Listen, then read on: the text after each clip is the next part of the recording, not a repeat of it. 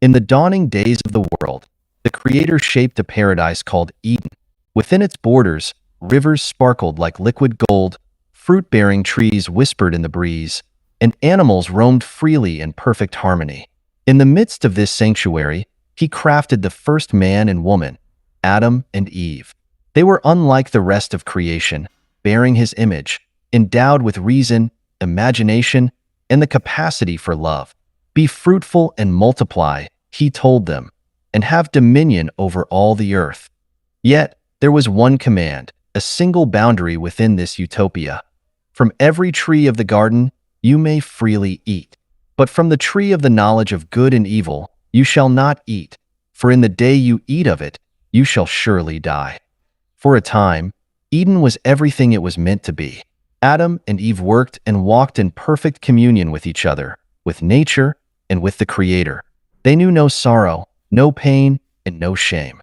But lurking in the shadows of paradise was one who sought to unravel it all. The serpent, a cunning creature through whom an ancient adversary worked. The serpent approached Eve, weaving words with a silver tongue. "Did God really say you must not eat from any tree in the garden?" it asked, feigning curiosity. Eve hesitated but replied, "We may eat from the fruit of the trees in the garden, but God said, 'You must not eat from the tree of the knowledge of good and evil, nor touch it, or you will die.'" The serpent hissed a laugh.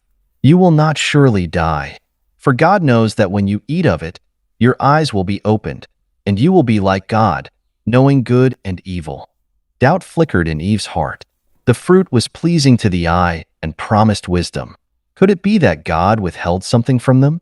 She reached out, plucked the fruit, and took a bite. Its sweetness was intoxicating, but a shadow fell over her as Adam joined her, eating from her hand without protest. The world shifted in an instant. Their eyes were opened, just as the serpent had said, but not to glory or wisdom. Instead, they saw their nakedness and felt shame for the first time. Scrambling, they wove fig leaves together to cover themselves. When the Creator walked through the garden in the cool of the day, they hid among the trees. "Where are you?" He called, though he already knew. Adam's voice trembled as he replied, "I heard you in the garden, and I was afraid because I was naked, so I hid." "Who told you that you were naked?" the Creator asked. "Have you eaten from the tree I commanded you not to eat from?" Adam pointed to Eve. "The woman you gave to be with me. She gave me the fruit, and I ate." Eve, in turn, blamed the serpent.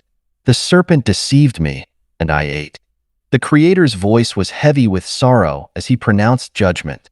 To the serpent, he said, "Cursed are you above all livestock and wild animals. You will crawl on your belly and eat dust all the days of your life. And I will put enmity between you and the woman, between your offspring and hers. He will crush your head, and you will strike his heel." To Eve, he said, "I will greatly increase your pain in childbirth. With painful labor, you will bring forth children. Your desire will be for your husband, and he will rule over you." To Adam, he said, "Because you listened to your wife and ate from the tree, cursed is the ground because of you. Through painful toil, you will eat from it all the days of your life. By the sweat of your brow, you will eat your food until you return to the ground. For dust you are, and to dust you will return." Then, with grief in his heart, the Creator made garments of skin for Adam and Eve, clothing them with mercy even as he cast them out of Eden. A cherubim and a flaming sword were placed to guard the way to the tree of life, ensuring they could not eat of it and live forever in their fallen state. Outside the gates of paradise, life was harsh. The ground, once fertile and yielding, resisted cultivation. Thorns and thistles sprang up, and death became an ever-present shadow. Adam and Eve bore children, their descendants inheriting not only their toil but the knowledge of good and evil, the legacy of their choice. The ripple of their disobedience spread across generations. Greed, violence, and pride took root in the human heart. The world became a place of both beauty and brokenness, reflecting the Creator's original design yet marred by sin. Yet, even in the midst of judgment, there was hope. The Creator's words to the serpent contained a promise. One day, the offspring of the woman would crush the serpent's head. This promise, whispered through the ages, carried by prophets and seers who spoke of a coming Redeemer. Humanity's story was far from over. Though they had fallen, the Creator had not abandoned them. He walked with them through their suffering, offering covenants, guidance, and glimpses of the restoration to come. The fall of man is not merely a tale of loss. It is the beginning of a larger story, a story of redemption, love, and the lengths to which the Creator would go to restore His creation. It is a reminder of the weight of choice, the consequences of rebellion, and the unyielding hope that even the darkest moments can lead to a brighter dawn. And so, humanity lives, longing for the day when paradise will be restored and the Creator's voice will once again echo through a garden, calling them home.